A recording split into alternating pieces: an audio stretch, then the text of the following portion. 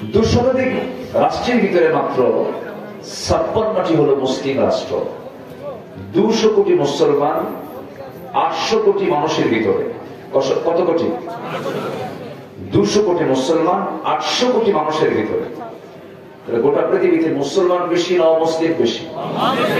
অমুসলিম বেশি। এবং ধর্মীয় ভাবে গোটা পৃথিবীতে বৌদ্ধের সংখ্যা হলো 1 নম্বরে। বৌদ্ধ। চীন গোটা পৃথিবীর মোট জনসংখ্যার একটি বিশাল অংশ জুড়ে আছে চীন। চীন সহ, কোরিয়া সহ, তাইওয়ান সহ আশপাশের আরো কয়েকটা দেশ মিলে বৌদ্ধ ধর্মের সংখ্যা এখন গড় অনুপাতে নাম্বার 1, 1 নম্বরে। 2 নম্বরে আছে হলো খ্রিস্টান, নাম্বার 3 হচ্ছে মুসলমান। এরপরে আরো পৃথিবীতে বহু ধর্ম আছে। এই ধর্মগুলো পৃথিবীতে বিভিন্ন জনপদে বিভিন্ন মানুষ এটা পালন করে আসছে। কিন্তু আমার আল্লাহর কাছে দিন কয়টা পছন্দের? একমাত্র দিন কোনটা? একমাত্র। এই কথাটাকে আমার না আল্লাহ? আমি মোল্লার না আল্লাহ? কোন মোল্লার না। আমি আব্দুল না আমার নয়। আল্লাহ তাআলা বলছেন ইন্নাদ-দীনা, যারা আলেম ওলামা আছে, ইন্নাদ-দীনা, একমাত্র দিন, একমাত্র ধর্ম, একমাত্র আইন, একমাত্র জীবন বিধান আমার আল্লাহর কাছে, সেটার নাম কি? আরো জোরে, তার নাম কি?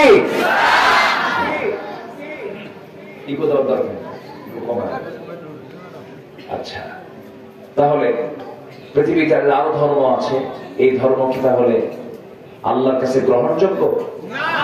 আস্তে করে গ্রহণযোগ্য? অন্য কোন ধর্ম মেনে কি জান্নাত পাওয়া যাবে? এটা আমার কথা না কোরআনের কথা? তাহলে আমার বিরুদ্ধে যদি কেউ কথা বলতে চান তাহলে এটা কার বিরুদ্ধে চলে যাবে? কোরআনের বিরুদ্ধে চলে যাবে। কারণ আমি তো আমার আব্বার কথা বলতে আসিনি, কোরআন থেকে বলতেছি। তাহলে আল্লাহ বলছেন কোন দিন গ্রহণ করা হবে না। কার দিন ছাড়া?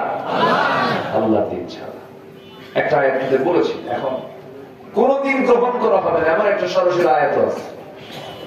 আল্লাহ রাব্বুল আলামিন বলেন وَمَن يَبْتَغِ غَيْرَ الْإِسْلَامِ دِينًا فَلَن يُقْبَلَ مِنْهُ وَهُوَ فِي الْآخِرَةِ مِنَ الْخَاسِرِينَ। জীবন বিধান হিসাবে, জীবন ব্যবস্থা হিসাবে, জীবন চলার পথ হিসাবে যারা আল্লাহর দিন ইসলামকে ছেড়ে অন্য কোন দিনকে গ্রহণ করবে, আল্লাহ বলছেন আমি তার কোন আমল কবুল করব না। তার নামাজ, তার সিয়াম, তার যাকাত, তার দান সদকা, তার কোন আমল গ্রহণ হবে না। কারণ সে তার জীবন বিধান হিসেবে সেই ইসলামটাকে গ্রহণ করে নাই। আল্লাহ রাব্বুল আলামিন দিন গ্রহণের ব্যাপারে পরিপূর্ণরূপে গ্রহণ করতে বলেছেন। ইসলামকে আংশিক মানলেও মানা হবে না। আল্লাহ রাব্বুল আলামিন আরেক জায়গায় বলেছেন উদখুলু ফিস-সিলমি কাফা ওয়া লা তাত্তাবিউ খুতুওয়াতিশ শাইতান ইন্নাহু লাকুম আদুউম মুবিন। জোরে বলুন আল্লাহু আকবার। ইসলামের ভিতরে পরিপূর্ণরূপে দাখিল হয়ে যাও, আংশিক মানবে আংশিক মানবে না, তা গ্রহণীয় হবে না। পরিপূর্ণরূপে তোমাকে মানতে হবে। এটাও কার হুকুম? আল্লাহর হুকুম। আমার বন্ধুগণ, গোটা দুনিয়া জুড়ে 800 কোটি মানুষের ভিতরে 200 কোটি মুসলমান, বাকি সব অন্য ধর্মের। যত ধর্ম আছে সমস্ত ধর্মকে আল্লাহ রাব্বুল আলামিন বলছেন বাতিল। একমাত্র হক দিন কার দিন? আল্লাহর দিন। এখন এই 600 কোটি মানুষ যারা ইসলামকে মেনে চলে না, ধরুন গোটা পৃথিবীতে ইহুদি আছে, ইহুদির সংখ্যা যদিও কম, 1 কোটি প্লাস। এদের জনসংখ্যা আজ থেকে 4000 বছর আগে ছিল 40 লাখ। সেটা আজকে 1 কোটিও হয় নাই। মানে কুকুরের বাচ্চার মতো একসঙ্গে 8-9টার জন্ম হয়, কিন্তু বাঁচে না, সব মরে শেষ হয়। আমি কি ভুল বলছি? আর একটা গাভীর পেট থেকে বাচ্চা হয় কয়টা? বাজারে কোনটা বেশি দেখা যায়? গরুই বেশি দেখা যায়। অথচ কুকুর এতগুলো বাচ্চা দিলে একসাথে, এরপর টিকে না, মরে যায়।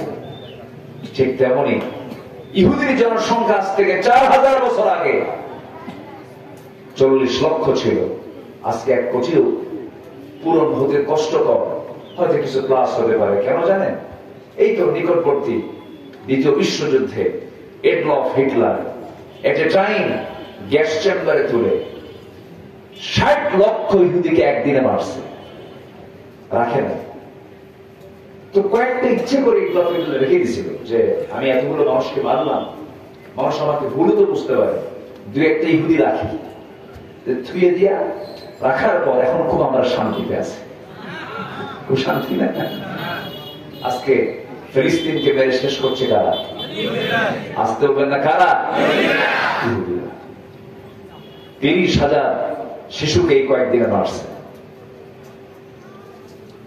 হাজার হাজার বাড়ি ঘরে আগুন ধরায় দিচ্ছে, বম্বিং করে উড়ায় দিচ্ছে। কত শিশু, নারী, রক্তাক্ত জনপদ ফিলিস্তিন। সম্মানিত ভাইয়েরা, আমরা খুতবা দেব কি, আমরা ওয়াজ করবো কি? এই যে জুলুম নির্যাতনের দৃশ্য দেখে যদি মুসলমান জেগে না ওঠে, আমরা ওয়াজ করে কি করব? আস্তে কোন কেন, জোরে বলেন ঠিক কিনা? আমরা কোন দিন জাগবো? আমরা কোন দিন কথা বলবো?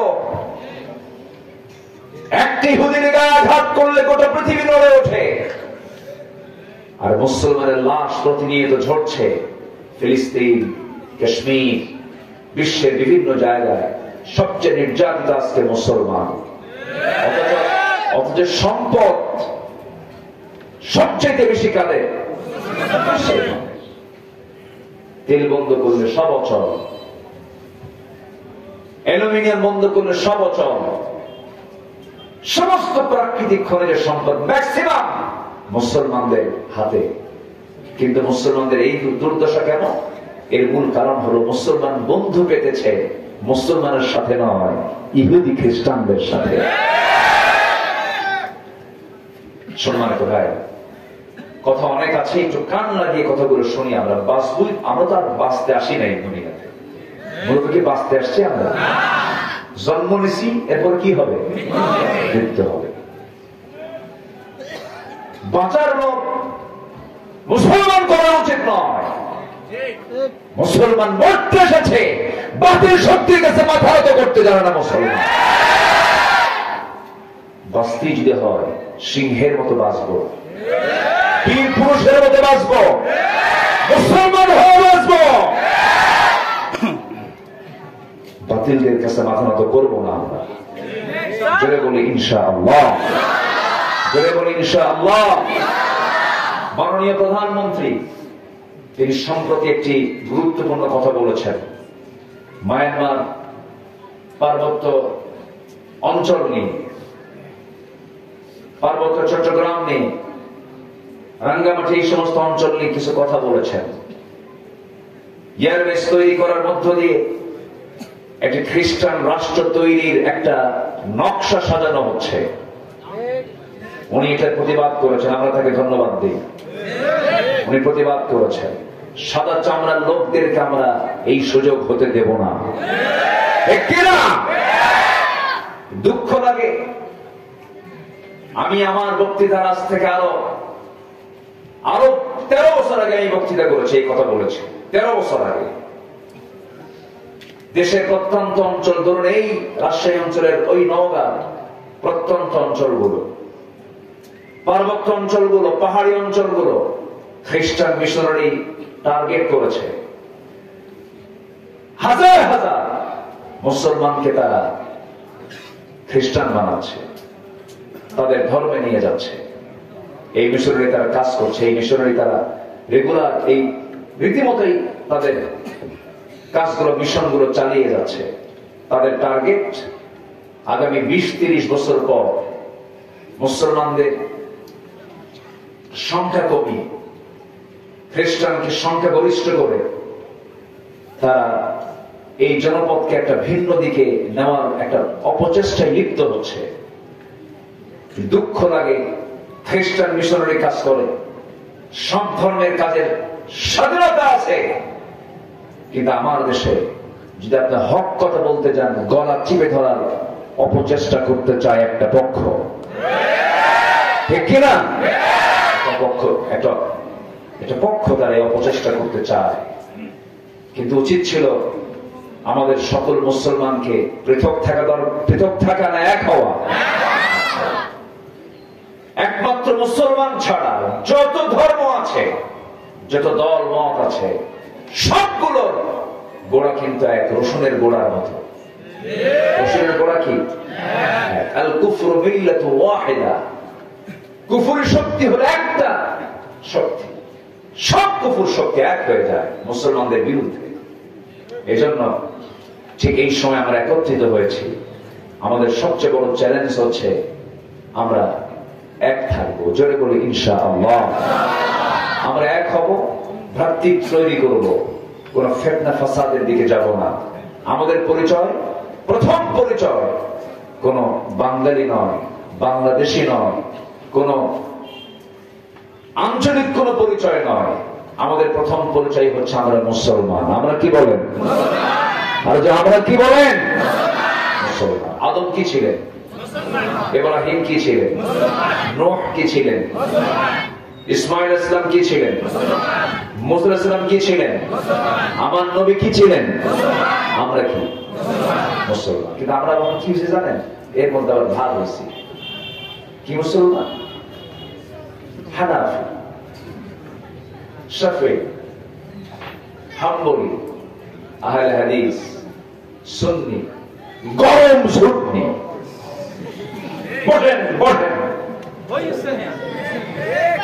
বিভিন্ন ফেরকা। কেন মোনাজাত নিয়ে মারামারি? কেন তালাকের মাসলা মাসাইল নিয়ে মারামারি? কেন ফরজ নামাজের পরে মোনাজাত হবে কি হবে না এটা নিয়ে মারামারি? কেন রাসূল নূর মাটি এগুলো নিয়ে দ্বন্দ্ব? কেন? তুমি কি বোঝো না এগুলো দ্বন্দ্ব আমার পেছনে মূল মদত যোগাচ্ছে ইহুদি খ্রিস্টানেরা?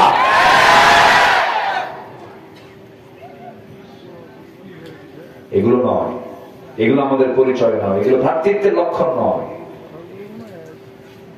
রাসূল জন্ম থেকে নবী না 40 বছর থেকে নবী নিয়ে মারামারি? এগুলো নিয়ে মারামারি কেন? এগুলো নিয়ে সুদের মোহরা চলছে সমাজে, কোন আওয়াজ নাই। জেনার লাইসেন্স দিয়ে বসে আছে সমাজ, ছেলেগুলো ডিভাইস পায়, মোবাইল পায়, শেষ। আজকে সকাল 11টা, বেলা 11টা আমাকে ফোন দিয়েছে একটা যুবক, পরিচয় না দিয়ে কান দেয়া কয়, হুজুর আমার কি তওবা কবুল হবে না? কি করছো বাবা? বলে হুজুর আমি প্রচুর হারে হস্তমৈথুন করেছি, মাস্টারবেশনে আমি আসক্ত। বললাম কেন বাবা এগুলো কেন করো? হুজুর আমি পর্ন আসক্তিতে লিপ্ত, পর্নোগ্রাফিতে আমি আসক্ত। পর্নোগ্রাফি আমাকে শেষ করে দিয়েছে। কেন? এই সমস্ত নীল ছবিগুলো কি রেস্ট্রিকশন করা যেত না? বন্ধ করা যেত না? হুজুর বাঁচার উপায় কি? কান দেয়ার পর হুজুর বাঁচার উপায় কি? এরকম একটা দুইটা যুবক নয়, লক্ষ লক্ষ যুবক আজকে পথা নষ্ট হয়ে যাচ্ছে। মোবাইল যুবকদেরকে ধ্বংস করে দিচ্ছে। এখানে চেয়ারম্যান সাহেবরা বসে আছেন, ওনাদের কাছে নিয়মিত রিপোর্ট কি? প্রায় রিপোর্ট, ডিভাইস জোড়ায় গোল হয়ে বসে এই মোবাইল দিয়ে জুয়া খেলে, জুয়া গেমস আসক্ত, ফ্রি ফায়ার, পাবজি সব শেষ করে ফেললো। এগুলো ঠিক ঠিক ঠিক না ব্যাঠিক?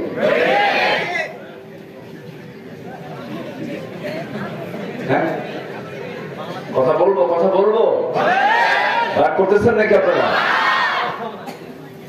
রোগী ডাক্তারের কাছে কেন যায়? সুস্থতার জন্য। সুস্থ কে করেন? মাধ্যম লাগে। ডাক্তারের কাছে যায়, অসুস্থ হলে ডাক্তার প্রেসক্রিপশন দেয়। সমাজের রোগ আছে না নাই?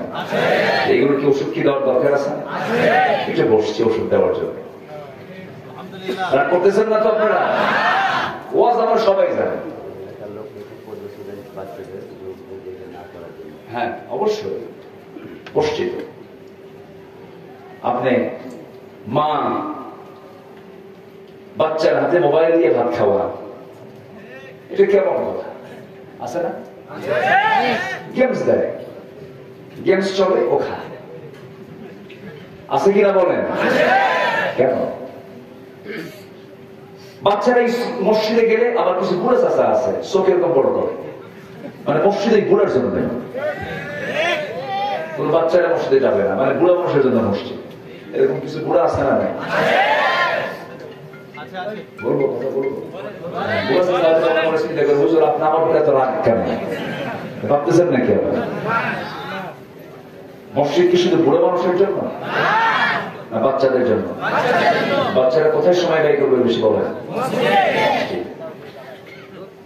মসজিদে ঢোকার মাত্রই কিছু কিছু বুড়ো আছে এরকম করে চোখ বানায় আর লাঠি দেখায়। বাচ্চা তো ভয় থরথর করে কাঁপে, আর এই বুড়ো মরবে করবে কেন?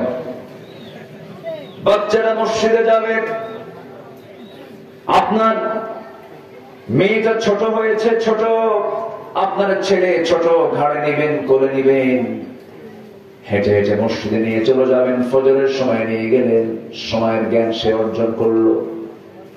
জোহরের সময় নিয়ে গেলেন, ওই বাচ্চাগুলো নামাজটা যদি নাও পড়ে তাদের সামনে সামনে যে হাঁটবে, খেলবে, হাসবে, কিন্তু মসজিদে নামাজ কেমন করে পড়ে, একজন নেতাকে আনুগত্য কেমন করে করতে হয়, ইমামকে কেমন করে ফলো করতে হয়, শৃঙ্খলা, পরিবেশ, সময় জ্ঞান সব ওই যে ছোট্টবেলায় তার স্মৃতিপটে এগুলো আঁকা হয়ে গেল। সারা জীবন ওই সন্তানগুলো কখনো আল্লাহর অবাধ্য হবে না।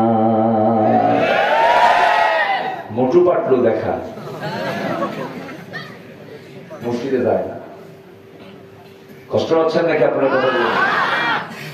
আমি যুবককে বললাম, যুবক তোমার এই আসক্তি তোমাকে বাঁচাবে, এক নম্বর হলো তুমি ডিভাইসটা ছেড়ে দাও, মোবাইলের কাছে যেও না, নেগেটিভকে একদম নেগেটিভ করে দাও। কারণ কিয়ামতের দিন কোন বান্দা যদি এমন বিকৃত যৌনাচারে যদি আসক্ত হয়ে যায়, গুনায় যদি লিপ্ত হয়ে যায়, কিয়ামতের দিন তার অঙ্গগুলো ফুলে ফুলে উঠবে, সবার সামনে ওপেন হয়ে যাবে। সবচেয়ে বড় পাপ হলো গোপন পাপ। গোপন পাপ যে বান্দা বেশি বেশি করবে, আল্লাহ তাআলা সেদিন কিয়ামতের দিন সবার সামনে তাকে ওপেন করে দিবেন। আমার বন্ধুগণ, গোপন পাপ করা যাবে না, সবচেয়ে বেশি ভয় করতে হবে গোপন পাপকে। আর যে বান্দা গোপনে গোপনে আল্লাহর ভয়ে চোখের পানি ফেলে শেষ রাতে সেজদায় পড়ে কাঁদবে, আল্লাহ তাআলা তাকে সবচেয়ে উত্তম জান্নাত তাকে দান করবেন। যেরকম সুবহানাল্লাহ। আমার বন্ধুগণ, যুবকের এই চোখের পানি আজকে বেলা 11টার দিকে ফোনটা দেওয়া মাত্র সারাদিন চিন্তা করলাম, আহারে এরকম তো একটা দুইটা যুবক নয়, অসংখ্য যুবক তাদের চরিত্রগুলো হারায় ফেলতেছে, মুহূর্তের ভিতরে শেষ হয়ে যাচ্ছে। বললাম, বাবা ওই সমস্ত নেগেটিভ চিন্তা মাথায় নিবা না, সবসময় নিজেকে কোনো কাজে ব্যস্ত রাখবে, একা একা কোনো রুমে থাকবা না, খারাপ কোন চিন্তা মনে আসতে দিবা না। ভালো থাকার একটা গুরুত্বপূর্ণ একটা উপায় হলো সবসময় তুমি ওযুর উপরে থাকবে। সাইয়েদনা বেলাল দুনিয়াতে আছেন, আমার নবী মেরাজ থেকে যখন আসলেন জান্নাত দেখলেন, জাহান্নাম দেখলেন। রাসূল এসে বলছেন, বেলাল জান্নাতের মধ্যে আমি তোমার কণ্ঠ শুনতে পেলাম, আমি তোমার কণ্ঠ শুনতে পেলাম, তুমি কি এমন আমল করেছো যার জন্য তোমার কণ্ঠ আমি জান্নাতে শুনতে পেলাম, এর কারণটা কি? সাইয়েদনা বেলাল বলছেন, হুজুর আমার ব্যক্তিগত একটা আমল হলো আমি ওযু ছাড়া কখনো থাকি না, ওযুর উপরে থাকি, আর ওযু যখন করি সঙ্গে সঙ্গে 2 রাকাত নফল নামাজ পড়ি। ওই যুবককে বললাম, খারাপ চিন্তা সামগ্রী বারবার তুমি ইস্তেগফার করবে, বারবার তওবা করবে, ইস্তেগফার করবে, আল্লাহর নামটা বেশি করে নেওয়ার চেষ্টা করবা। টয়লেটে বেশিক্ষণ থাকবা না, কারণ টয়লেটে যখন ঢোকা হয় আল্লাহুম্মা ইন্নী আউযু বিকা মিনাল খুবুসি ওয়াল খাবাইস, বের হয়ে চলে আসবি। যখন তোমার খুব কষ্ট হয় দৈহিক ভাবে, শেষ রাত্রে উঠে ওযু বানায়া তাহাজ্জুদটা পড়বে, প্রয়োজনে রোজা রাখবে, আর জান্নাতের ওই লোভনীয় আয়াতগুলো বেশি বেশি করে পড়বে। তুমি যদি আল্লাহর পথে আসতে চাও যুবক, আল্লাহ তোমার জন্য অসংখ্য রাস্তা খুলে দিবেন। যেরকম সুবহানাল্লাহ, ওয়াল্লাযীনা জাহাদু ফীনা লানাহদিয়ান্নাহুম সুবুলানা। যে বান্দা আমার পথে আসতে চায়, আমি তার জন্য একটা পথ নয়, হাজারো পথ আমি তার জন্য খুলে দেই আমার বন্ধুগণ।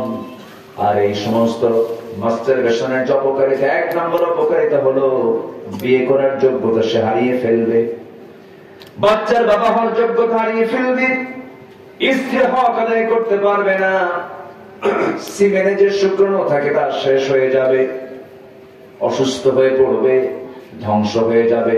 ওয়ালা তুলকু বিআইদিকুম ইলা তাহলুকা, নিজকে তুমি ধ্বংসের দিকে ঠেলে দিও না। কার কথা? আস্তে বলবেন না, কার কথা? আল্লাহ বলছেন, বান্দারে তোর এই বডি নিয়ে আমি প্রশ্ন করব, তোর চোখ নিয়ে প্রশ্ন করব, তোর কান নিয়ে প্রশ্ন করব, তোর নাক নিয়ে প্রশ্ন করব, সাক্ষী দেবে তোর হাত, সাক্ষী দেবে তোর পা। তাহলে আমাদেরকে চোখ দিয়েছেন কে? আর এই চোখ দিয়ে খারাপ জিনিস দেখে কে? আল্লাহ দেখে। লাংস দিয়েছেন কে? এই লাংস, এই যে ফুসফুস যা নিয়ে শ্বাস, লাংসটা দিয়েছেন কে? বিড়ি খায় নষ্ট করে কে? মানুষ না অমানুষ? মানুষ কেন হয়? আবার মাহফিল এসে প্রশ্ন করে, হুজুর বিড়ি খাওয়া কি জায়েজ আছে? উনি চেষ্টা আছেন জায়েজ কেমনে করা যায়? আপনি বিড়ি খাচ্ছেন, আপনি লাঞ্চ নষ্ট করে ফেলতেছেন, এটা কি ছোটখাটো অপরাধ? আস্তে খাওয়া ছোটখাটো অপরাধ? ছোট মনে করেন কেন? প্রশ্ন করে, বিড়ি খাওয়া কি জায়েজ আছে? মানে উনি লাইনে আছে যে গাঁজা খাওয়া কেমনে জায়েজ করা যায়। আবার গাঁজা যারা খায় কিছু জগৎ আছে, আবার এই এলাকা অবশ্যই এগুলো নাই। ভণ্ড দরবার, ভণ্ড দরবার আছে নাকি? ওই যে মাজারে সেজদা দেয়, এগুলো নাই। আমি বলি মানে এমনি তো গাঁজা টাজা খায় সব জায়গায়, কিন্তু ভণ্ড সাজে গাঁজা খায়, মানে উনি পীর বাবা সাজে, এরকম কিছু আছে। মানে গাঁজা খাওয়া পীর, হ্যাঁ, গাঁজার একটা করে টান মারে, গাঁজার টানে নাকি ওর ভিতরে ইশক জন্ম নেয়, ইশক আশেক হয়ে যায়। খাজা দিল কর তাজা, ইসমে জালাল, গাজার কুলকি খাওয়া হালাল। নাউযুবিল্লাহ, এগুলোর সংখ্যা কিন্তু কম না। আবার বলে কি জানেন, গাজা নাকি বেহেশতের গাছ। জোরে বলি নাউযুবিল্লাহ। সকল নেশা কি? আরো জোরে, আরো জোরে। বিড়ি হলো সব নেশার ছোট ভাই। ছোট কি? এর থেকে আগে টানাটানি, এরপরে ঢালাঢালি। এই তফাৎ কিন্তু খুব একটা বেশি নয়। রাগ করতেছেন নাকি? আপনি এগুলো কি শুরু করলেন? এরকম ভাবতেছেন নাকি আপনারা? এই নওগাঁতে এক বুড়ো চাচা খুব বিড়ি টানত। তোর ছেলে একদিন আমাকে মাহফিলে দেখা, বললো, হুজুর আমার আব্বাকে এত বুঝাই বুঝে না, শেষ পর্যন্ত আমি নিয়মিত যাওয়া আসা করতাম, মাহফিলে আসতাম। তো হুজুর আমার আব্বাটা বেঁচে নাই, খুব চেষ্টা করছি বিড়ি থেকে দূরে রাখার জন্য, নেশা থেকে দূরে থাকার জন্য, পারি নাই। যেদিন মারা যায় সেদিন আমাকে বললো, হুজুর জরুর নামটা, জরুর এদিকা কলকিটা নিয়ে আয় রে, মরি যখন যাচ্ছে টানটা দিয়েই মরি। কি কথা বুঝলেন? গোমরা হলে যা হয়, গোমরা হলে যা হয়, কোন নেশার দিকে যুবকরা যাবা না। আচ্ছা, এগুলো ওয়াজের কি দরকার আছে? আছে কিনা বলেন? যুব সমাজ আজকে শেষ হয়ে গেল। রিলেশন করে, রিলেশন খুব ভালোবাসে। আচ্ছা, বিয়ের আগে কি ভালোবাসা হয়? আসতে করে ভালোবাসা বলতো বিয়ের আগে না বিয়ের পরে? বিয়ের পরে। কিন্তু এখন ভালোবাসে বিয়ের আগে। অনেক হোটেল বানাইছে না এখন, তো যে কবুতরের ঘরের মতো আছে না, বিয়ে লাগে ছোট ছোট ঘর বানায়, ওখানে বসে কি friend, BF GF, boyfriend girlfriend. আবার যুবক যুবক প্রশ্ন করে, তোর কি জিএফ আছে? তুই তো মানুষই না, আছে কিনা বলেন? আচ্ছা, তাহলে এই বয়ফ্রেন্ড এবং গার্লফ্রেন্ড এই শব্দ কি ইসলামে আছে? বয়ফ্রেন্ড, ওই মহিলার বয়ফ্রেন্ড একজনই হবে যেটার স্বামী। একজন পুরুষের গার্লফ্রেন্ড হবে একজনই যেটার বউ হবে। যেটার বউ সেটার গার্লফ্রেন্ড। এছাড়া বান্ধবী, বন্ধু ইসলামের কোন সম্পর্ক। আজকে এগুলো নোংরাম, এগুলো আছে না নাই? স্কুলের সামনে, গার্লস স্কুলের সামনে যায় বালক বসে থাকে, এটি মেয়ের মতো ছেলে বসে থাকে গার্ল স্কুলের সামনে, বাপও নাই মাও নাই। মেয়েটা যখন বের হয় পিছিয়ে পিছিয়ে ফকিরের মতো যায়। ফকিরের মতো না? ফকির তুমি যাবা কেন? মেয়ের বাবা তোমার কাছে আসবে কিনা? তুমি ফকিরের মতো যাবা কেন? মেয়ে পক্ষ বিয়ের প্রস্তাব দেবে। আল্লাহ পয়গম্বর মুসার জীবন তো আপনারা অনেকেই জানেন। মেয়ের বাবা শুআয়ব আলাইহিস সালাম বললেন যে আমার দুটো মেয়ে দেখে নিয়েছো, বিয়ে দেবো, তুমি কি বিয়ে করবা? বিয়ে পক্ষ বিয়ের প্রস্তাব দেবে, আর ছেড়ে যায় দৌড় মারে। এতিমের মতো, ফকিরের মতো যায়। যখন কোনো জবাব না পায় তখন কয়, শোনো এই একটা বার তাকাও, আমাদের সাথে থাকো, তিনটা রাত আমার ঘুম নাই। আছে না নাই? আছে না নাই? মনে এলাকায় মনে এগুলো ছেড়ে বেড়ে নাই আছে। ফেসবুকে চ্যাটিং করে, মেসেঞ্জার, হোয়াটসঅ্যাপ, ইমো, লাইন, ভাইবার, সব জায়গায় ইনবক্সে একটা সালাম কালাম দেয়। আবার বলে, হুজুর শেষ রাতে যদি আমার বান্ধবী ফজরের নামাজের জন্য ডাক দেয়, জায়েজ আছে না? মানে বান্ধবী ডাক দেয়, জায়েজ আছে কিনা প্রশ্ন করে। প্রশ্নের মানটা আজকে কোথায় চলে গেছে? এক ছেলে আমাকে অনেকদিন আগে ফোন দিয়ে বলতেছে, হুজুর 2 বছর যাবত একটা মেয়ের সঙ্গে আমার রিলেশন, হঠাৎ করে মাস 2 আগে সে আমার ফাঁকি দিয়ে চলে গেল। হুজুর আমার খুব কষ্ট পাচ্ছি। হুজুর এই যে সে আমাকে কষ্ট দিয়ে চলে গেল, এতে কি ওর গুনাহ হবে না? গুনাহ খুঁজতেছে। আমি কি অবাস্তব কোন কথা বলতেছি? এগুলো অবাস্তব কিছু আছে? এগুলো করো না বাবা, বাদ দিয়ে দাও। মানুষ হও, তোমাকে মানুষ হতে হবে। তুমি মুসলিম পরিবারের সন্তান, তোমাকে ঘুরে দাঁড়াতে হবে। তোমার চারিত্রিক মান হবে ফার্স্ট ক্লাস, তোমার কথা হবে ফার্স্ট ক্লাস, তোমার চলাফেরা হবে ফার্স্ট ক্লাস, তোমার লাইফ স্টাইল হবে ফার্স্ট ক্লাস। জীবনটা শুরু হবে, সময়টা শুরু হয়ে যাবে, দিনটা শুরু হয়ে যাবে আল্লাহর সন্তুষ্টির মধ্য দিয়া। সূর্যের মালিক সূর্যোদয় করেন, সেই সূর্যের মালিক আল্লাহ বলছেন, বান্দা সূর্য যখন উদয় হবে তার আগ দিয়ে একটা নামাজ আমি তোরে দিয়েছি। আজান শুনবি, আজান শোনার সঙ্গে সঙ্গে ওযু বানাবি, নামাজে দাঁড়াবি, সেজদা দিবি, রুকু করবি, আমি তোর সমস্ত গুনাহগুলো আমি আল্লাহ মাফ করে দেব। কার ওয়াদা? আল্লাহর ওয়াদা। আমার ভাইয়েরা, হারাম কোন কাজে আমরা যাব না। জান্নাত কঠিন কিছু নয়, জান্নাত খুবই সহজ একটা বিষয়। জান্নাত আল্লাহ আমাকে আপনাকে দিতে চান, কিন্তু জাহান্নামে বান্দা যাবে বান্দার দোষে না আল্লাহর দোষে। বান্দার দোষে বান্দা জাহান্নামে চলে যাবে। আল্লাহ বান্দার সামনে সবকিছু ক্লিয়ার করেছেন। বান্দাকে বলছেন, বান্দা এটা পানি, বান্দা এটা মদ, এই পানিটা খাবি, মদটা খাবি না। বান্দা এটা হালাল, এটা হারাম, হালাল গ্রহণ করবি, হারাম গ্রহণ করবি না। আল্লাহ সবকিছু বান্দার সামনে স্পষ্ট করেছেন। আল হালালু বাইয়িন ওয়াল হারামু বাইয়িন হালালটি স্পষ্ট, হারামটি স্পষ্ট, কিন্তু বান্দা হারামের পিছনে দৌড়ায়। আল্লাহ বলছেন, বান্দারে হারাম যদি ছেড়ে দিয়ে দেস, হালালকে যদি গ্রহণ করিস, বান্দা আমি তোর জন্য জান্নাত রেখে দিয়েছি। কুলু মিম্মা ফিল আরদি হালালান তাইয়্যিবা, এই জমিনে যা হালাল আছে তা তোমরা খাও, হারামের ধারে যেও না। কিন্তু বুকটা ফেটে যায়, এমন একটা অপরাধ আজকে সমাজ অ্যাভেলেবেল হয়ে গেছে। আল্লাহ নিজেই বলছেন, যারা এই অপকর্মে জড়িত হবে, মা বাকিয়া মিনার রিবা ওয়াদারু মা বাকিয়া মিনার রিবা, সুদের কারবারে যারা জড়াবে তারা জেনে রেখে দিও, তারা যেন নবী এবং আল্লাহর বিরুদ্ধে যেন যুদ্ধ ঘোষণা করলো, আল্লাহর এবং রাসূল যেন তাদের বিরুদ্ধে যুদ্ধের ডাক দিলে। এত বড় একটা গুনার কাজ, সুদের সঙ্গে জড়িত এমন নামাজি আছে না নাই? হাজি দোয়া করে দিই নাকি? দুই একজন করে ওঠে যায়,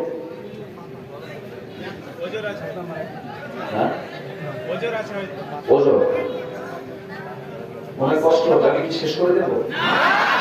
এই কি করবো? হ্যাঁ, আলোচনা চালিয়ে যাব, কোনো সমস্যা নেই তো? আলহামদুলিল্লাহ। আপনাদের ভাষার মধ্যে এত রস, এত সুন্দর করে আপনারা কথা বলে, আবার মাঝে মাঝে রাগ করলে মামুর বেটা বলে না, বলে মামুর বেটা বলে না, প্রয়োজন আছে লোকাল ভাষা। ও আচ্ছা, আপনাদের ভাষা তো সুন্দর। এই পাশেই তো মালদা, মুর্শিদাবাদ, তারপরে নদিয়া, এই অঞ্চল ভাষা তো অনেক সুন্দর, মিষ্টি বাংলা ভাষা। কিন্তু এই নোয়াখালীতে গিয়ে একটু প্যাঁচ লাগছে না? একটু প্যাঁচ লাগছে, চিড়িয়াখানায় গিয়ে কবর হয়ে গেছে, খুব জটিল। ওখানে বাংলা খুঁজে পাওয়া যায় নাই বললে চলে। তবে ওদেরও ভাষা ভালো, সব ভাষাই তো ভাষা। ভাষার মালিক কে বলেন তো? ভাষার মালিক কে? আল্লাহ। তবে বাংলা ভাষা যদি বুঝতে হয়, বাংলা ভাষা যদি ফেস করতে হয়, তাহলে এই এলাকার ভাষাটাই হলো সবচেয়ে স্পষ্ট, শুদ্ধ। আলহামদুলিল্লাহ। কি করে ঠিক করে দিয়েছে, বুঝাচ্ছে হুজুর, ঠিক আছে তো? আলহামদুলিল্লাহ। জি, আমি একটা সূরা থেকে তেলাওয়াত করেছি, শায়াতের দিকে আমি আস্তে আস্তে চলে যাচ্ছি। কথা শুরু হয়েছে অনেক আগে, একটু মিলাই দেব শুরু। সম্মানিত ভাই, যুবকরা, আমি মনে হয় খুব কষ্ট দিয়ে কথা বলেছি তোমাদেরকে, নাকি মন খারাপ করনি তো? দিন শুরু হবে সূর্য ওঠার আগে। কি নামাজ বলো বাবা, কি নামাজ বলো? যদি কোনো বান্দা ফজরটা রেগুলার করে, শেষ রাতে উঠে ওযু বানায় নামাজে দাঁড়ায়া যায়, ওযু বানায় নামাজটা যদি শুরু করে দেয়, শয়তান সবচেয়ে বেশি ওয়াসওয়াসা দেওয়া শুরু করে বান্দাকে শেষ রাত্রিবেলা। সহিহ হাদিসের বর্ণনা, শেষ রাত্রে বান্দার শিয়রে বসে শয়তান বান্দার ভিতরে 3টা গিট মেরে দেয়। 3টা গিট মেরে দেওয়ার পর শয়তানটা সেখান থেকে চলে যায়। আমার রাসূল বলেন, ও সাহাবীরা, শয়তানের লেগে দেওয়া এই 3টা গিট যদি কোনো বান্দা ছুটাতে চায়, 1 নাম্বার গিট তার ছুটে যাবে বান্দা যখন আযান শুনবে। আযান শোনার সঙ্গে সঙ্গে যদি ওযু বানায়, যদি প্রস্তুতি নিয়ে নেয়, ওযু করার সঙ্গে সঙ্গে তার গিটটা ছুটে গেল। বিছানা ত্যাগ করলো, গিটটা ছুটে গেল। নাম্বার 3 হলো, ওযু বানায় যখন মসজিদের দিকে হেঁটে হেঁটে চলে আসে, যার বাড়ি মসজিদের কাছে সে ব্যক্তি বেশি বরকতময় না যার বাড়ি মসজিদ থেকে দূরে সে ব্যক্তি বেশি বরকতময়? কোন ব্যক্তি বলে? মসজিদ থেকে দূরে। কিন্তু কিছু কিছু লোক বুক উঁচু করে বলে, ভাই আমার কপালটা কত ভালো, আমার বাড়ির সামনে মসজিদ।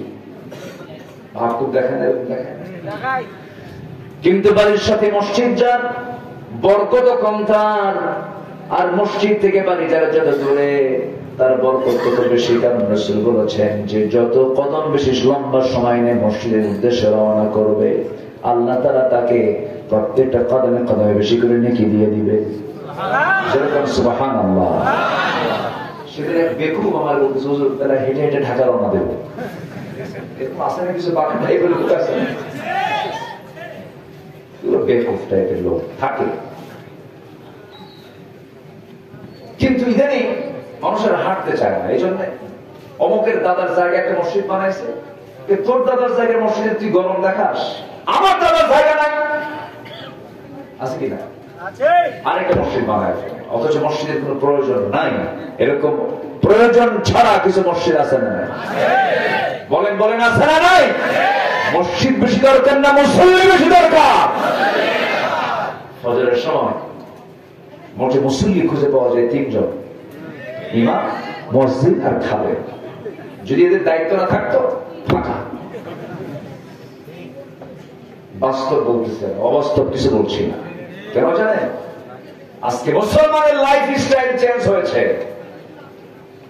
মুসলমান ঘুমাতে যায় রাত 3টার দিকে, ঠিক কিনা? মুসলমান ঘুমায় না, অথচ রাসূল বলেছেন বরকতময় সময় হলো সকাল। বুরিকা লি উম্মতি ফি বুকুরিহা, আমার উম্মতের বরকতময় সময় হলো সকাল। সেই সকালে আজকে মুসলমান ঘুমায়, সারা রাত জেগে জেগে থাকে। গত বিশ্বকাপ খেলা হলো শীতের ভিতরে, উযু কইরা তাহাজ্জুদ করে দোয়া করে, আল্লাহ আমার দল যেন জিতে। হ্যাঁ, আমাদের কাছে দোয়া চাই খেলার জন্য। খেলা হলো ব্রাজিল আর আর্জেন্টিনা কোথায়, আর মার্ডার হয় হলো ব্রাহ্মণবাড়িয়া। চিন্তা করছেন? মানে খেলাকে কেন্দ্র করে আর শহীদ হয়, শহীদ হয়।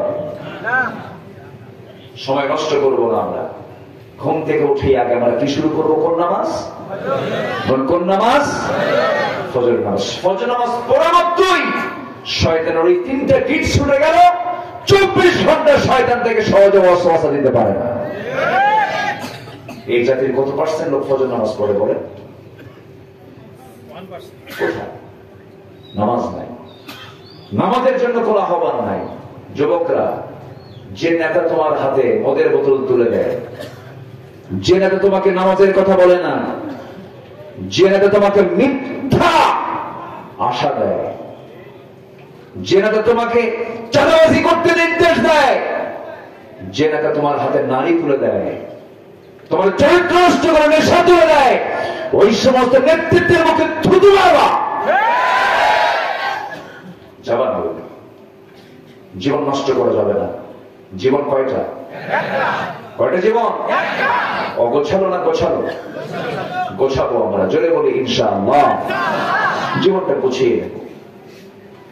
জীবনটা গুছিয়ে নিতে হলে নামাজ দিয়ে গুছায় নিতে হবে। নামাজ দিয়ে সুন্দর করে নিজের জীবনটাকে গুছায় নিতে হবে। কাজের অধীনে নামাজ নাই, নামাজের অধীনে কাজ। নামাজ কেন্দ্রিক জীবন যাপন করবো আমরা। আমার আল্লাহ তাআলা রাসূলকে এই কোরআনটা দিয়েছেন। কোরআন যখন ছিল না তখন তিনি পারেন নাই, কোরআন যখন পেয়েছেন তখন থেকে তিনি সফল হয়েছেন। সেই কোরআন আজও আছে না নাই বলেন? যখন কোন সমস্যায় পড়ে যাব, কোরআনের কাছে ধারণা দেব, কোরআন সব জবাব দিয়ে দেবে, সকল ফয়সালা কোরআন দিয়ে দেবে। কোরআন তেমন একটা কিতাবের নাম, এমন কোন প্রশ্ন নাই যে প্রশ্নের জবাব কোরআনে নাই। জোরে কোন সুবহানাল্লাহ। সব আছে এর ভিতরে, কি নাই এর মধ্যে? বহুদিন আগে, আজ থেকে 16-17 বছর আগের কথা, এক মাহফিলে বললাম কোরআনে সব আছে। এক বছরে বলে, হুজুর কোরআনের মধ্যে কি আলু আছে? বললাম আলু কেন? আদা, রসুন, পেঁয়াজও তো আছে, আছে না? ওয়া আদাসিহা ওয়া বাসালিহা ওয়া ফুমিহা, আছে না? সব আছে। আমরা কোরআনটাকে সুন্দর করে পড়বো, জোরে বলি ইনশাআল্লাহ। কি সমস্যা কি?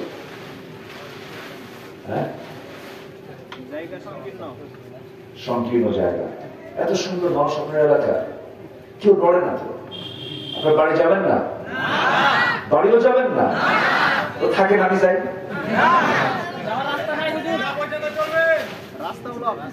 টাইমও দিয়ে দিল, ভালো, আলহামদুলিল্লাহ। খুব সুন্দর। ছোট্ট ছোট্ট বাচ্চারা, আলহামদুলিল্লাহ। আল্লাহ তুমি বাগানকে কবুল করে দাও, জোরে বলি আল্লাহুম্মা আমিন। কোরআন কি সব প্রশ্নের জবাব দিতে পারে? সব প্রশ্নের জবাব, যত প্রশ্ন আছে কোরআন কি করুন, জবাব পেয়ে যাবে। সেই কোরআনে কারীমের গুরুত্বপূর্ণ একটি সূরা, সূরাতুশ শুরা থেকে আমি 2টা আয়াত কারিমা তেলাওয়াত করেছি। আল্লাহ রাব্বুল আলামিন এখানে এক বচন শব্দ প্রয়োগ করে রাসূলকে অর্ডার দিচ্ছেন, কয়েকটা হুকুম দিচ্ছেন। ছয়টা হুকুম রাসূলকে দিয়েছেন। আল্লাহ রাব্বুল আলামিন বলেন, فَلِذَلِكَ فَادْعُ وَاسْتَقِمْ كَمَا أُمِرْتَ وَلَا تَتَّبِعْ أَهْوَاءَهُمْ وَقُلْ آمَنْتُ بِمَا أَنزَلَ اللَّهُ مِنْ كِتَابٍ وَأُمِرْتُ لِأَعْدِلَ بَيْنَكُمْ اللَّهُ رَبُّنَا وَرَبُّكُمْ لَنَا أَعْمَالُنَا وَلَكُمْ أَعْمَالُكُمْ لَا حُجَّةَ بَيْنَنَا وَبَيْنَكُمْ اللَّهُ يَجْمَعُ بَيْنَنَا وَإِلَيْهِ الْمَصِيرُ। জোরে বলুন আল্লাহু আকবার। রাসূলকে বলা হলো, হে রাসূল, অতএব আপনি 6টা কাজ করুন। নাম্বার 1 হলো, 1 নাম্বার কাজ হলো আপনি দাওয়াত দিন। এই দাওয়াতি কাজের দায়িত্ব কি একার না সবার? সবার দায়িত্ব। পরিবারে দাওয়াতের দরকার আছে না নাই? স্বামী তার স্ত্রীকে দাওয়াত দেবেন, স্ত্রী তার স্বামীকে দাওয়াত দেবেন, বাবা তার ছেলেকে দাওয়াত দেবেন, ছেলে তার বাবাকে দাওয়াত দেবেন, ভাই তার ভাইকে দাওয়াত দেবেন, বোন তার ভাইকে দাওয়াত দেবেন। আমার বন্ধুগণ, এই দাওয়াতি কাজ আল্লাহ রাব্বুল আলামিন প্রথম রাসূলকে আয়াতে অর্ডার দিয়েছেন, কারণ দাওয়াত ছাড়া কোনো কাজ সফল হতে পারে না। আমার বন্ধুগণ, এই দাওয়াতি কাজ যদি আজকে আমাদের পরিবারে যদি 100% যদি আমরা পারিবারিক দাওয়াতি কাজ করতাম, পরিবারগুলো জান্নাতের টুকরা হয়ে যেত। কিন্তু অনেক পরিবার আছে, দেখা যায় বাবা সন্তান কি স্কুলে না গেলে পরে শাসন করে, কিন্তু নামাজের জন্য একটা কথাও বলে না। যে পিতা তার সন্তানকে ফজরে তুলতে পারে না, যে মা তার সন্তানকে ফজরে জাগিয়ে তুলতে পারে না, সে পিতা, সে মাতা কখনো যোগ্য পিতা মাতা হতে পারে না। অযোগ্য, ব্যর্থ পিতা, ব্যর্থ মা। অনেকে বলে সন্তানটা ঘুমায়, কেমনে ডাকি? আচ্ছা, বাড়িতে যদি আগুন লাগে কি করবে? ঘুমাচ্ছে, ঘুমা, এরকম করবেন নাকি? বাড়িতে আগুন লাগছে, বাচ্চা ঘুমায়, কি করবে? তাড়াতাড়ি বলবেন, বাবা ওঠো, বাবা আগুন লাগছে, ওঠো বাবা, এরকম বলবে?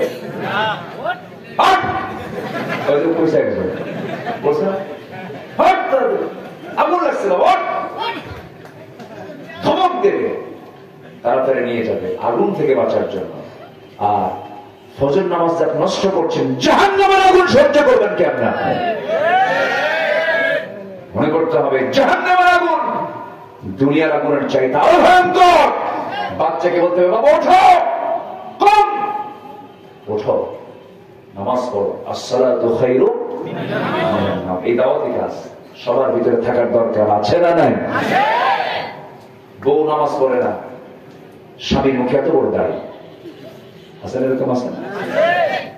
হাজি সাহেব ট্রিপল হাজি, কি আছে? ট্রিপল হ্যাট্রিক হস্টেস করে আসছে, কিন্তু বউকে পর্দার কথা বলে না, বউ নামাজও পড়ে না, বউ চুল ছেড়ে দিয়ে চলে। হাজি সাহেব চুল ছেড়ে দেওয়া বউ নিয়ে গোটা নবাবগঞ্জ করে, বউ হলো হাজির, মজা নাই হলো সবাই। আমি কি ভুল বলতেছি? এরকম আছে না নয়? আবার কিছু কিছু স্বামীও আছে, বউকে পরপুরুষকে দেখাতে খুব পছন্দ করে, মানে রুচি খুব ভালো, তো উন্নত রুচি। নিজের বউ সাজায় বুঝায় হন্ডার পিছনে নিয়ে ঘোরে, গোটা শহর ঘোরায়, আবার ফেসবুকে পোস্টে দেয়, প্রিয় বন্ধুরা আসুন আমার বউটাকে সবাই মিলে জামাতের সাথে দেখি। আসতে আছে না এরকম কিছু বদমাইশ, কুরুচির রুচিতে পোকা ধরেছে, এরকম কুরুচি পূর্ণ কিছু স্বামী আছে না নাই? তোর বউ তুই দেখবি, ঠিকই বলছে, নিজের বউ নিজে দেখবা, পর পুরুষ কেন দেখবে? নিজের সম্পদ তোমার বউ দেখে আরেকজন মজা নেবে, এটা কেমন কথা? আমি কি ভুল বলছি কথাগুলো? এইগুলো সমাজে আছে না নাই? এগুলো করা যাবে না। দাওয়াতি কাজ দিয়ে ঠিক করতে হবে। আমার রাসূলের দাওয়াত ছিল প্রথমে বাইরে না ভিতরে? বলেন ভিতরে। প্রথম দাওয়াত ছিল আমার নবীর ভিতরে, প্রথম দাওয়াতটা তিনি বাইরে দেন নাই। নবুয়ত পেয়েছেন জাবালে নূর থেকে, নূরটা নিয়ে আসলেন, কোরআনটা পেলেন, নবুয়ত পেলেন কত বছরে? বলেন কত বছরে? আমার রাসূল যদি জানতেন, তিনি আগের থেকেই তিনি যদি জানতেন আমি আল্লাহর পয়গম্বর, তার দুটা মেয়েকে তিনি কাফের পরিবারে বিয়ে দিতেন না। কাফের পরিবারে বিয়ে দিয়েছিলেন, পরে তো জামাইও তো কাফের, যুদ্ধের ময়দানে যুদ্ধবন্দী হয়ে গেছে। রাসূল শেষ পর্যন্ত সেই জামাইকে বললেন আমার মেয়েকে তালাক দাও, আমার মেয়েকে আমার ঘরে পাঠায় দাও, কোন মুশরিকের ঘরে মুমিনা নারী থাকতে পারে না। রাসূল যদি জানতেন তাহলে কি মেয়েকে বিয়ে দিতেন ওই পরিবারে? না। বেকুব গুলো বোঝেন এমনি একটা কথা বলে। আচ্ছা, উত্তর দিতে উত্তর বুঝতেছেন তো আপনারা? সম্মানিত ভাই, আমি বেশি বলি না, একটু একটু করে বলার চেষ্টা করি। আমাদের মূল মিশন হলো, চিন্তা করেন ওরা চিন্তা করতেছে হলো এয়ারবেস তৈরি করে কেমনে একটা খ্রিস্টান রাষ্ট্র তৈরি করা যায়, আর আমরা মারামারি করে আমরা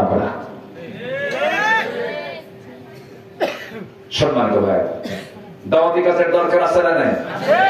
একটা মুসলিম পরিবার হবে নামাজি না বেনামাজি?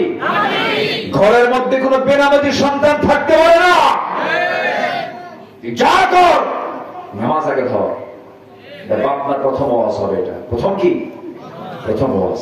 লোকমান তার সন্তানদেরকে নসিহত দিয়েছেন নামাজে। আল্লাহু আকবার। বাবা হতে চাও? লোকমানের মতো বাবা হও। আল্লাহু আকবার বলে।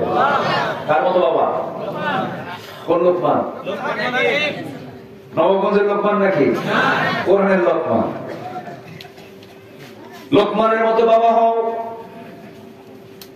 ইউনূস আলাইহিস সালামের মতো বিপদে ধৈর্যশীল হয়ে আল্লাহর কাছে যাও। ইব্রাহিমের মতো অগ্নি পরীক্ষায় বিজয়ী হয়ে যাও। এরপরে ইসমাইলের মতো তুমি ধৈর্যশীল হয়ে যাও। আবু বকরের মতো দৃঢ়চেতা হও। ওমরের মতো সাহসী হও। ওসমানের মতো লজ্জাশীল হও।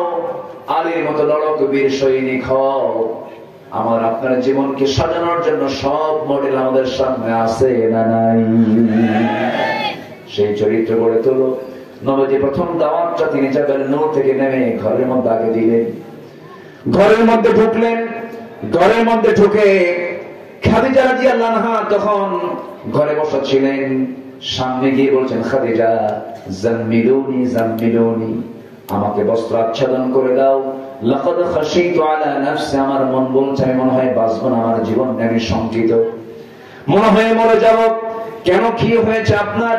আপনার কোনো ক্ষতি পৃথিবীর কেউ করতে পারবে না, কারণ আপনি অসহায়ের পাশে দাঁড়ান, বিধবার পাশে দাঁড়ান, ইতিমের পাশে দাঁড়ান, অসচ্ছলের পাশে আপনি দাঁড়ান, আপনি পীড়িতের পাশে দাঁড়ান। আপনার ক্ষতি করবে এমন কোন অপশক্তি দুনিয়াতে নাই, আপনি কোনো চিন্তা করবেন না। রাসূল এবার কাঁপতে কাঁপতে বলছেন খাদিজা 15টি বছর ধরে তোমার সঙ্গে দাম্পত্যময় জীবন চালাম, এতদিন ছিলাম আমি তোমার স্বামী, এতটুকু আমার পরিচয় ছিল। আজকে একটা নতুন পরিচয় আল্লাহ তাআলা আমাকে দান করেছেন, নতুন পরিচয় যোগ হয়েছে। আমি হলাম আল্লাহর পয়গম্বর। আল্লাহ তাআলা আমাকে 40 বছর নবুয়ত দান করেছেন। আমি আল্লাহর নবী, তোমাকে বিশ্বাস হয় নাকি? আল্লাহ আমাকে কোরআন নামক কিতাব নাযিল করেছেন। সঙ্গে সঙ্গে খাদিজার চোখে পানি চলে এলো। কাঁদতে কাঁদতে বলেন স্বামী আমার, 15 বছর ধরে দাম্পত্যময় জীবন কাটালাম, যার মুখ থেকে একটা দিনের জন্য অযাচিত একটা ওয়ার্ড বের হতে দেখলাম না, যার মুখ থেকে একটা মিথ্যা বের হতে দেখলাম না। আপনি যে আল্লাহর নবী হবেন এতে বিন্দু পরিমাণ কোনো সন্দেহ নাই। একটু জোরে বলি সুবহানাল্লাহ।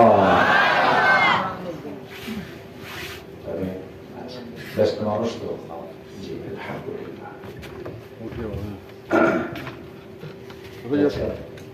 জি ঠিক আছে,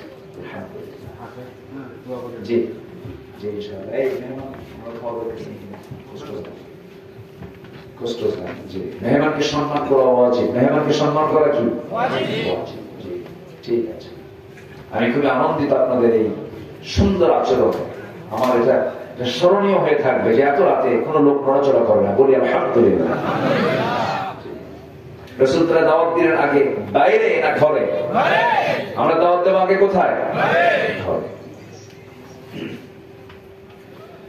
নবীজির কথায় খাদিজা বুঝতে দেরি হলো না। খাদিজা রাদিয়াল্লাহু তাআলা আনহা বলে ফেললেন, আমার স্বামী আপনি যে আল্লাহর নবী হবেন এতে বিন্দু পরিমাণ কোনো সন্দেহ নাই। সঙ্গে সঙ্গে রাসূল বলেন, হাতটা গায়ে দাও। খাদিজা তাকে কালেমা পড়ায় দিলেন, দিন গ্রহণ করে ফেললেন। আমাদের ভিতরে অনেকেই রাসূলকে মহব্বত করে কিন্তু তার সুন্নতকে মানে না। যেমন বহু লোক আজকের দুনিয়াতে, আমার দেশেও কিন্তু বহু আছে, লক্ষ লক্ষ নয়, হাজার হাজার নয়, কোটি কোটি লোক আছে রাসূলকে খুব মহব্বত করে কিন্তু রাসূলের দল করে না। খুব মহব্বত করে, মানে আমার দেশে এরকম মুরিদ কিছু আছে, পীর সাহেবকে খুব মহব্বত করে কিন্তু মুরিদ পীরে ভোট দেয় না। কথা কি বুঝতেছেন আপনারা? দেখি সেই মহব্বত।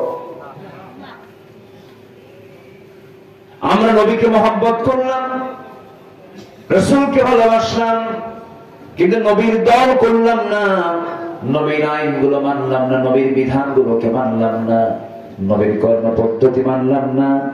রাসূলকে আল্লাহ তাআলা শুধু নামাজের আদর্শ করেন নাই, রাসূলকে আল্লাহ তাআলা বলেছেন, লাকাদ কানা লাকুম ফি রাসূলিল্লাহি উসওয়াতুন হাসানাহ লিমান কানা ইয়ারজুল্লাহা ওয়াল ইয়াওমাল আখির ওয়া যাকারাল্লাহা কাসীরা।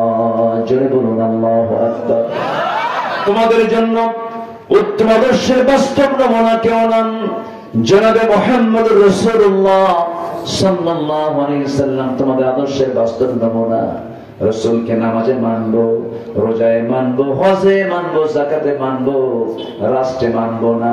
আপনি একজন ভণ্ড প্রতারক ছাড়া কিছু নয়।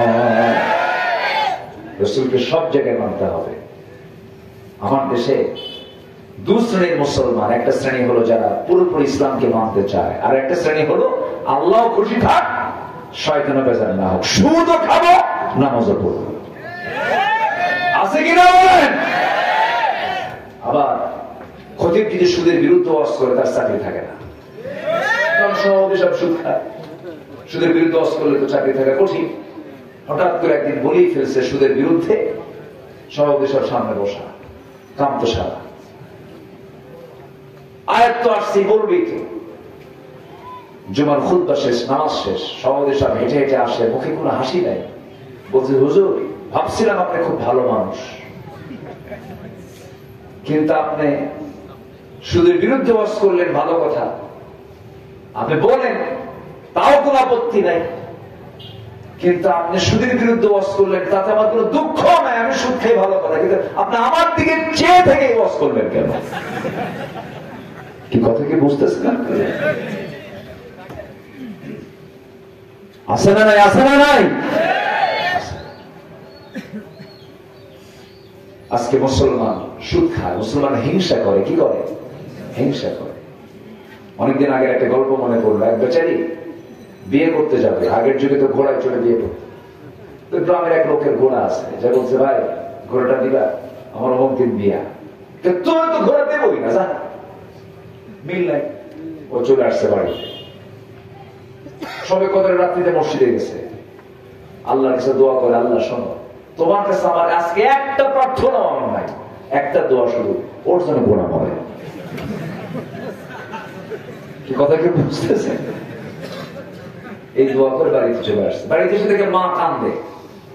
মা তুমি কান্দো কেন? কে বাবা তোর গরু মরছে। কি মরছে? দোয়া ঠিকই কবুল হয়েছে, মালাকুল মউত তো আছে, ঘোড়ার কাছে না, কার কাছে? কার গরু? যে দোয়া করছে। হিংসা করবেন, নিজেই ঠকবে। হারামের কাছে যাব না, হারামের কোন আরাম নাই, সুদ খাবেন, এখানে কোথায়? এখানে সমস্যা, বুকে সমস্যা, ছেলের কথা শুনবে না, মেয়ে নষ্ট হয়ে যাবে। সুদ খাবেন, পরিবারের শান্তি আগুন দাও দাও করে চলবে, শান্তি পাবেন না। টাকা দেখবেন, বরকত দেখবেন না। কোন শান্তি আপনার ভিতরে থাকবে না। শান্তি বলতে কিচ্ছু পাবেন না। টাকা থাকলে কি সুখ হয়? আচ্ছা বলেন তো, শহরে টাকা বেশি না গ্রামে টাকা বেশি? বেশি খায় কারা? বলেন, গ্রামের লোক বেশি খায়। চাউলের বস্তা কারা বেশি ঘুরায়? শহরের লোক না গ্রামের লোক? গ্রামের লোক। গ্রামের লোক তার ছটাক খায় না, কেজি কেজি খায়। কাঁঠাল একটা আস্ত নিয়ে বসে 3 কেজি শেষ। আর 2টা কাঁঠালের কোয়া খাইয়া 3 দিন ডায়রিয়া। শহরের মানুষ খাইতে পারে। শহরের মানুষ হাজার হাজার কোটি টাকার মালিক খাইতে বসে, নাস্তা করতে বসে, সকালবেলার ব্রেকফাস্ট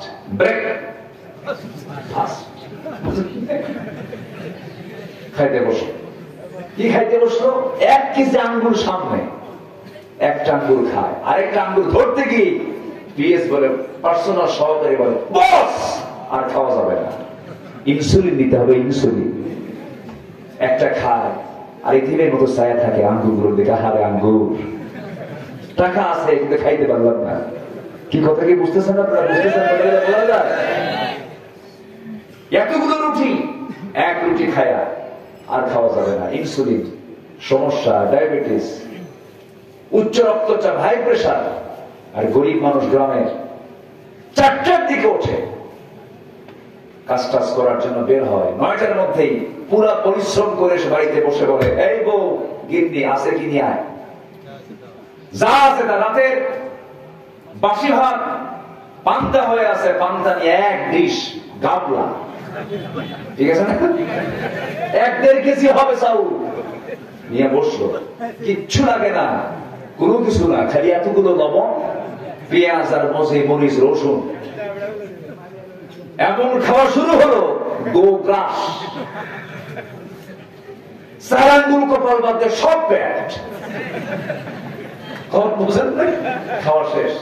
খাওয়ার পরে যখন বলে খাইছো কেমন, আরো কিছু হলে ভালো হতো, আলহামদুলিল্লাহ বলবেন না? এটাই হলো বরকত। এটা কি বলেন? হাজার হাজার কোটি টাকার মালিক খাইতে পারে না, এই জন্য শুকরিয়া আদায় করবো কার? বলেন আলহামদুলিল্লাহ। সুদের কাছে আমরা যাব না।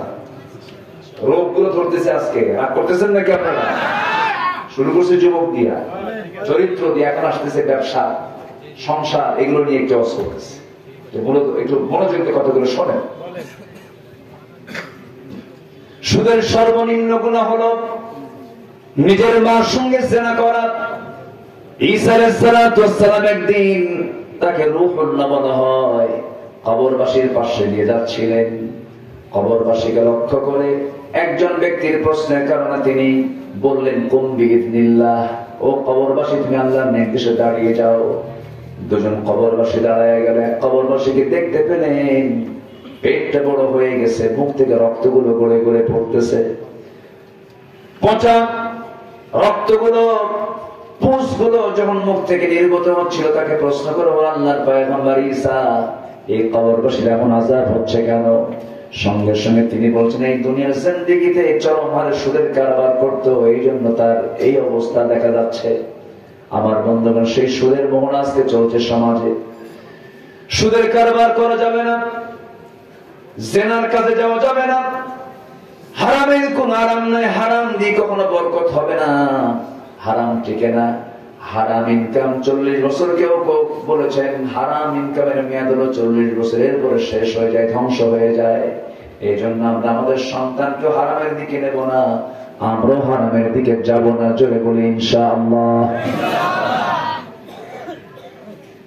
ওই যে এক বেচারি গোটা রাত কষ্ট কইরা একটা ঘোড়া চুরি করে আছে, সকালবেলা ছেলেকে ডাক দিয়ে বলে, বাজার ঘোড়াটা বিক্রি করে আয়, আমি আর পারতেছি না, আমার চোখে ঘুম। ছেলেকে দায়িত্ব দিয়া সে ঘুমায় পড়ছে। ছেলে বাজারে বিক্রি করতে গেছে ঘোড়া। এক ক্রেতা এসে বলতেছে, ভাই দাম কত? এত দাম কোনো বিষয় না, আগে ঘোড়াটা দেখি, ঘোড়ার চলে কেমন, অচল কিনা। লাগাম ধরে ঘোড়ার পিঠে চলে, ওই যে টান মারছে, আর ফেরত আসে না।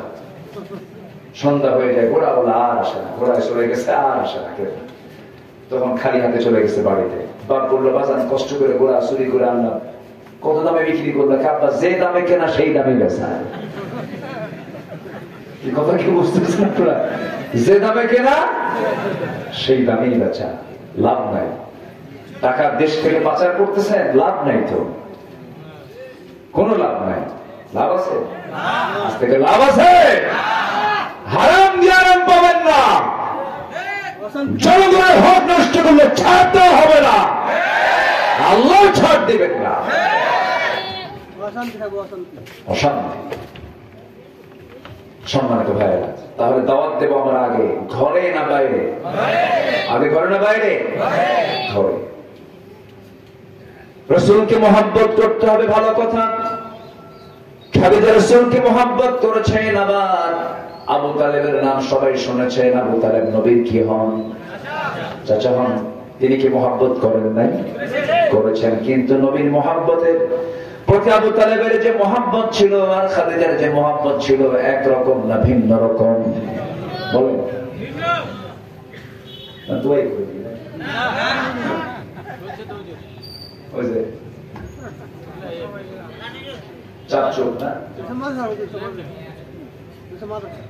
আচ্ছা, একটু বসে, কাইন্ডলি একদম একটু বসে। আমি একটু খাওয়ার সুন্দর দৃষ্টি কামনা করছি। আমার উঠতে একটু দেরি হয়ে গেছে, 10টায় উঠলে ভালো হতো, কিন্তু কি করবেন, বৃষ্টি পরিবেশের কারণে আমি চাইছিলাম যে আগে ভাগে উঠবো।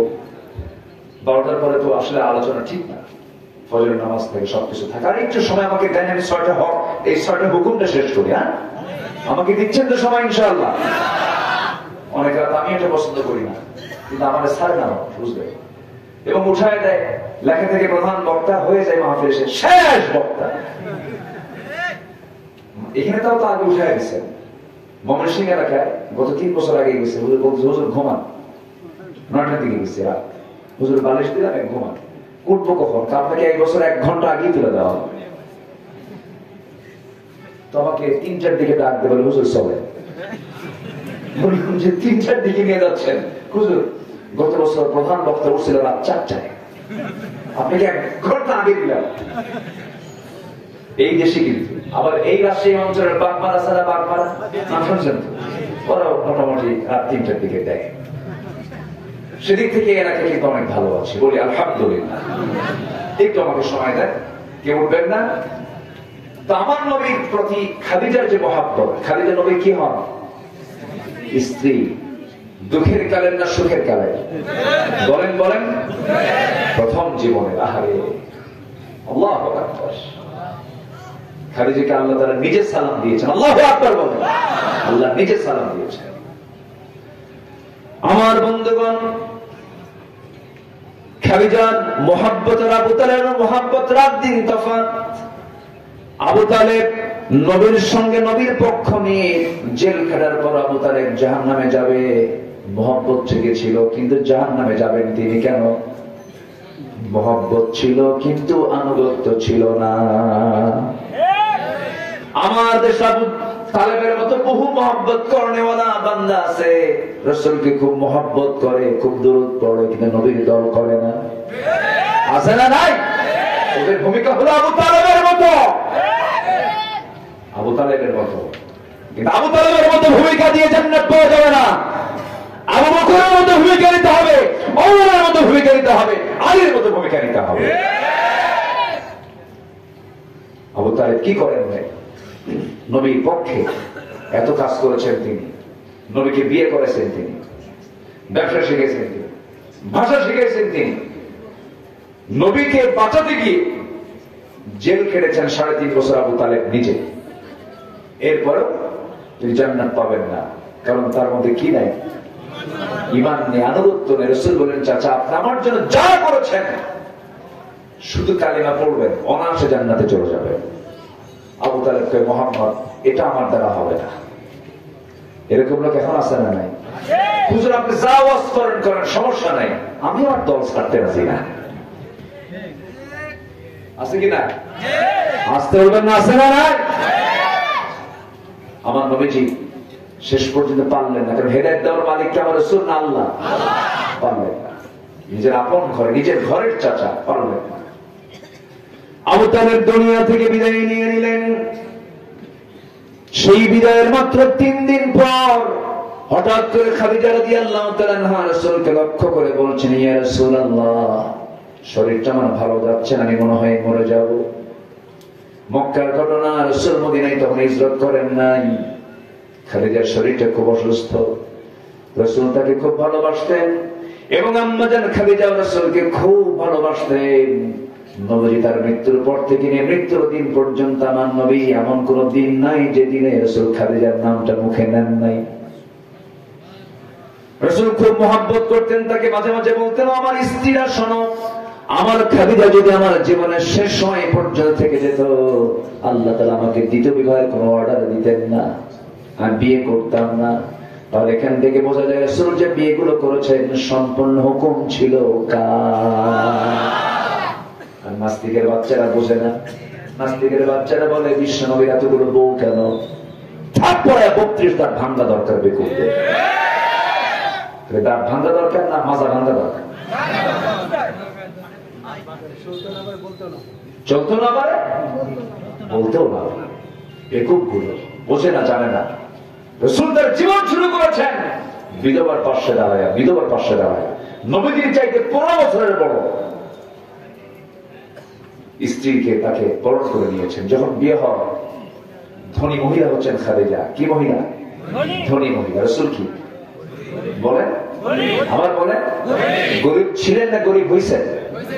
গরিব হয়ে গেছেন, কারণ বাপও নাই মাও নাই। একটা পরিবারের বাপ মা না থাকলে থাকে কিছু? থাকে না।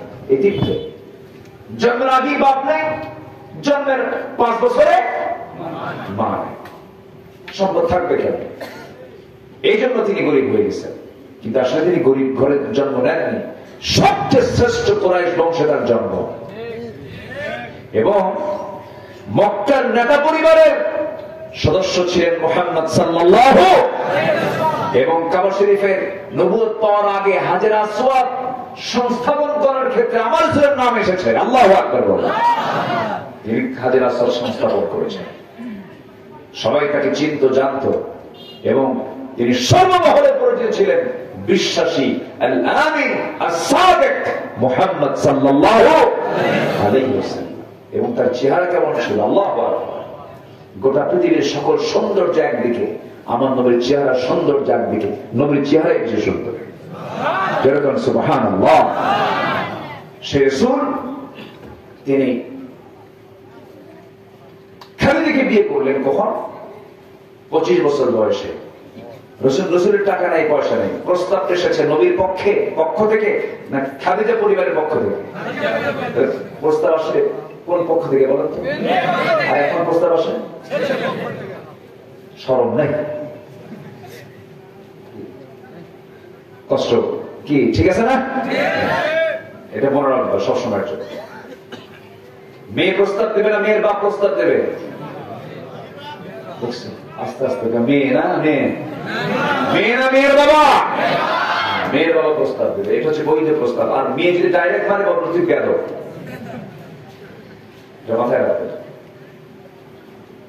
তো খাদিজার পক্ষ থেকে একজন মাধ্যম হয়ে নবীর কাছে প্রস্তাব দেওয়া হলো। রাসূল সেই প্রস্তাব শুধু শুনলেন, শুনে চলে গেলেন চাচার কাছে। বাপও নাই, মাও নাই। এখন মুরব্বীকে, আজ থেকে মুরব্বীকে, চাচার দাম আছে না নাই? চাচার দামও কিন্তু আছে, চাচার দাম দেয় না, এরকম কিছু ভাতিজা আছে না নাই? কি কমন পড়ছে? আমার কথা কমন পড়ছে তো আছে, এরকম না? চাচাকে দামই দেয় না। তুমি কি কসু? চাচাকে কসু মনে করে, কিন্তু চাচা না, বাবার পরেই তার স্থান, বাবার পরে তার স্থান। রাসূল বললেন, চাচা প্রস্তাব আসছে। কে? খুয়াইলিদের কন্যা খাদিজা বিয়ের প্রস্তাব দিয়েছে। কি করবো? আপনি যা বলবেন তাই হবে। আবু তালেব বলেন, ভাতিজা মুহাম্মদ, আমি তোমাকে চিনি, তোমার চরিত্র বুঝি। আমার দৃষ্টিতে খাদিজার চাইতে উন্নত চরিত্রের মানুষ এই মক্কায় তার দ্বিতীয়টা নাই। তুমি বিয়ে করে নাও, আমি আয়োজন করি। আয়োজন হল, বিয়েটা করলেন। ধনী আর গরিব গ্রামের মধ্যে কিছু লোক আছে, দেখবেন বিয়ের পরে বিয়ে হয়ে গেছে, ওদের কোনো টেনশনই নাই, পাড়া প্রতিবেশীর ঘুম নাই। আসলে কিছু আছে না? জানো এই আসা দেখে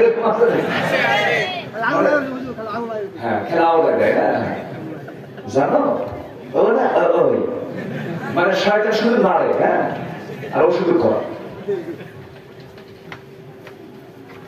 তো সবাই মিলে মক্কার যত ধনী, সব ধনীগুলো সব এক জায়গায় হয়ে বলতেছে, দেখছো খাদিজা কাম করছে, একটা টাকা নাই, পয়সা নাই, একটা গরিব, আর কি ধনী, মক্কার শ্রেষ্ঠ ধনী খাদিজা, কি একটা গরিব যুবকের সে স্বামী গ্রহণ করে হলো। এটা চলে গেছে খাদিজার কানে। আম্মাজান খাদিজার কানে যখন চলে গেছে, সেই জাহিলি যুগের পরপরই, সেই জাহিলি যুগে যখন নবীর কানে, আম্মাজান খাদিজার কানে যখন সংবাদটা চলে গেছে, সঙ্গে সঙ্গে সব ধনীদেরকে ডাক দিলেন, সব ধনীদেরকে ডাক দিয়ে সামনে বসায় দিলেন, বসায় দিয়ে বললেন, শোনো, আমার স্বামীকে নিয়ে তোমরা বহু অভিযোগ করেছো শুনলাম, আমার স্বামীর ব্যাপারে আমি তোমাদেরকে 4টা প্রশ্ন করব। নাম্বার 1, বংশ কেমন? শ্রেষ্ঠ কুরাইশ বংশ। নাম্বার 2 প্রশ্ন হলো চরিত্র কেমন? আমরা জানি মুহাম্মদ বিন আব্দুল্লাহর চাইতে উন্নত চরিত্রের যুবক এই মক্কা নগর আর দ্বিতীয়টা নাই। নাম্বার 3 হলো চেহারা কেমন? এমন সুন্দর চেহারা মানুষ আমাদের চোখে কোনোদিন পড়ে নাই। তাহলে বংশ সুন্দর, চরিত্র সুন্দর, চেহারা সুন্দর। নাম্বার 4 হলো টাকা পয়সা কেমন? এই জন্যই তো মানা করছিলাম। সবাই যখন জোর সরে বন্ধন বললো, এই জন্যই তো মানা করছিলাম, টাকা নেই, পয়সা নাই, এমন গরিব মানুষ হিসেবে গ্রহণ করার কি দরকার ছিল? সঙ্গে সঙ্গে খাদিজা বলছেন, টাকা দিয়া বংশ কেনা যায় না, টাকা দিয়ে চরিত্র কেনা যায় না, টাকা দিয়ে চেহারা সুন্দর বানানো যায় না, কিন্তু আমার স্বামীর টাকা নিয়ে যখন তোমরা প্রেম করতেছো, আমার স্বামীর 3টা গুণ তো আছে, একটা গুণ মনে হয় এখন নাই, তোমরা মনে করতেছো। কিন্তু আমি খাদিজা, আমি আমার স্বামী মুহাম্মদ বিন আব্দুল্লাহকে এত ভালোবাসি, তোমরা সাক্ষী থাকো ও মক্কাবাসী। আমি খাদিজা আমার অর্জিত যত সম্পদ, আমার স্থাবর সমস্ত সম্পদ এখন বিশ্বাসী মুহাম্মদকে দান করে দিলাম। এখন ধনীকে মুহাম্মদ সাল্লাল্লাহু আলাইহি ওয়াসাল্লাম, এটা হচ্ছে মুহাব্বত। এটি কি বলেন? মুহাব্বত। এটি কি আনুগত্য? এটার নাম আনুগত্য নয়, এটার নাম ভালোবাসা, এটার নাম মুহাব্বত।